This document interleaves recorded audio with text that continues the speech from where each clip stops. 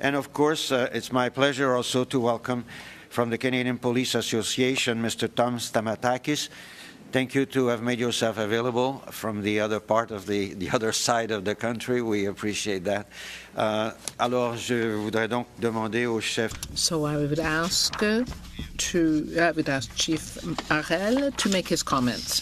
Thank you. Thank you, Mr. Chairman.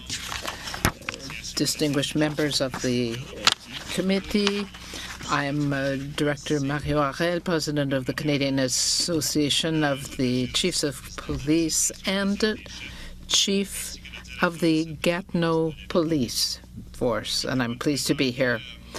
I would like to introduce my colleague, Deputy Chief Mike Sir of the Abbotsford Police Service and Chair of the CACP Drug Advisory Committee. I know that it's a little bit more difficult with a video conference.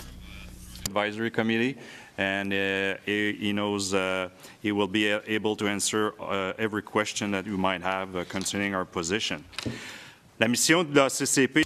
The mandate of the CACP is safety and security for all Canadians through innovative police leadership. This mandate is accomplished through the activities and special projects of some 20 CACP committees and through active liaisons with various levels of government. Ensuring the safety of our citizens and our communities is central to the mission of our membership and their police services. Bill C-45 is a comprehensive bill, and we will address our key themes from a high level in our opening statement. In addition to our appearance today, we have provided you with a detailed written brief outlining our concerns from a law enforcement perspective for your consideration. Our role from the beginning has been to share our expertise with the government to help mitigate the impact of this legislation on public safety. Extensive discussions within the CACP membership and various committees formed the basis of our advice. We participated in a number of government-held consultations, and we have provided a submission to the Federal Task Force. We produced 2 discussion papers entitled CACP Recommendations on the Task Force on Cannabis Legalization and Regulation on February 8, 2017, and Government Introduces Legislation to Legalize Cannabis on April 28, 2017. Themes from both discussion papers have been included in our written brief. The leadership at the federal level have identified 6 major themes that impact policing: in-home production, in-home possession, organized crime and pricing, youth possession, seizure of plants and compensation, and edibles. With respect to in-home production, the CACP continues to strongly advocate against in-home production. We predict that personal cultivation is largely unenforceable and will provide for additional opportunities for the illegal possession, distribution, and overproduction of cannabis. We also fear that in-home production will pose a further risk to youth due to increased exposure and accessibility. Although Bill C-45 allows for 30 grams of possession outside a dwelling, it says nothing about the quantity of cannabis permissible indoors. So possession in a dwelling is virtually unlimited, which makes it difficult to determine whether cannabis is derived from a lawful or unlawful source, or whether the amount of possession is for the purposes of trafficking. Given these issues, we recommend that a limitation on indoor possession be imposed if in-home production is allowed. With respect to criminal organized crime, we continue to stress that the bill consider the impact that legalization will have on organized crime. As such, we request that adequate pricing be addressed and recommend that costs remain as low or lower than cannabis sold on the black market in order to discourage price undercutting and illicit sales.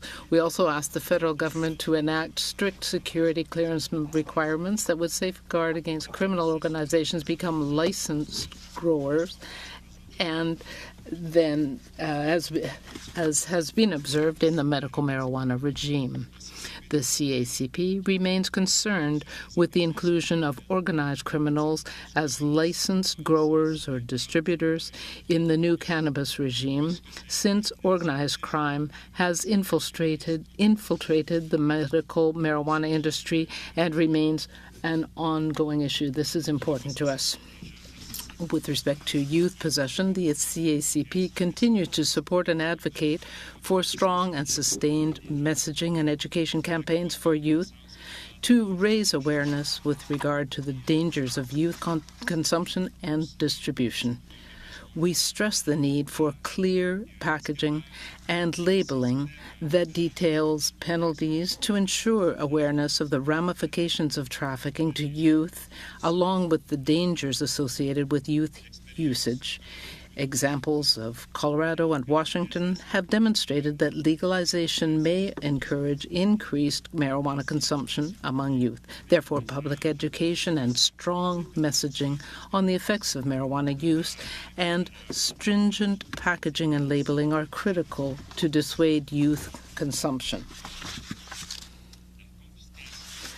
Confiscation of plants and compensation. The CACP has significant concerns regarding the return of property provisions that appear to require police to maintain and return seized cannabis plants.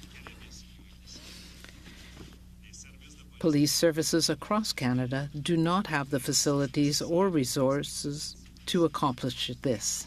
Accordingly, we ask that the proposed legislation address these concerns by relieving police services of any responsibilities associated with the deterioration of seized cannabis plants and from having to provide compensation to the owner. Concerning edibles, we have understood that edibles are anticipated to become legal in 2019. The CACP recognizes the dangers associated with edible consumption that create a further risk to public safety, and as such, we would advocate for strong messaging campaigns and education about the potential impact of edible consumption to help mitigate against public safety and risk. In conclusion, our recommendations are not intended to dispute the government's intention of restricting, regulating, and legalizing cannabis use in Canada. Instead, we raise these issues because we have concerns about the impact of this act, and, as previously stated, we all have a responsibility to mitigate the impact on public safety, which is our primary goal from a policing perspective. The CACP supports many of the overall goals of the Act while recognizing that other stakeholders are better equipped to provide specialized knowledge in areas of public health and social service sectors.